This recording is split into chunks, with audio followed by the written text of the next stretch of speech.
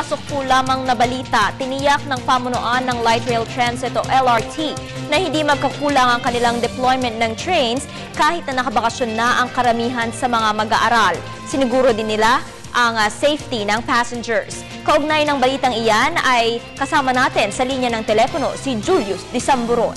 Julius.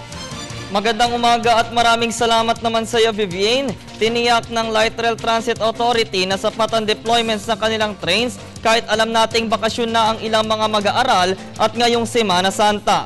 Mula sa eksklusibong panayam ng balitaan kay LRTA spokesperson Atty. Hernando Cabrera, simula pa lamang alas 5 ng umaga ay patuloy na sila nagpapalabas ng mga tren.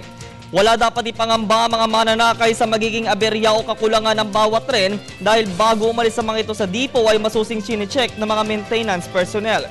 Dagdag pa ni Atty. Cabrera, holiday man o ordinary day, pinatutupad sa RTA ay heightened security procedures sa pagsakay sa bawat istasyon ng tren para sa kaligtasan ng mga mananakay.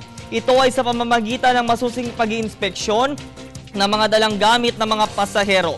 Pag alam kung may mga pinagbabawal itong gamit na dala tulad ng mga deadly weapons at pagmamatiyag sa mga mandurukot na nanamantala sa mga pasahero kapag siksika ng biyahe.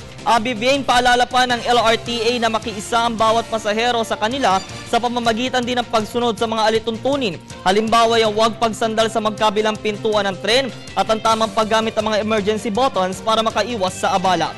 Muling ipinaalam ni Atty. Cabrera na sarado sa Marso 28 hanggang 31 ang Light Rail Transit Authority Lines 1 and 2 para sa paggunita ng mahal na araw. Ang last trains mula sa lahat ng end station sa Marso 27 ay sa alas 8 ng gabi. Yan muna, Vivienne, ang pinakahuling mga ulat. Nagulat para sa Telebisyon ng Bayan.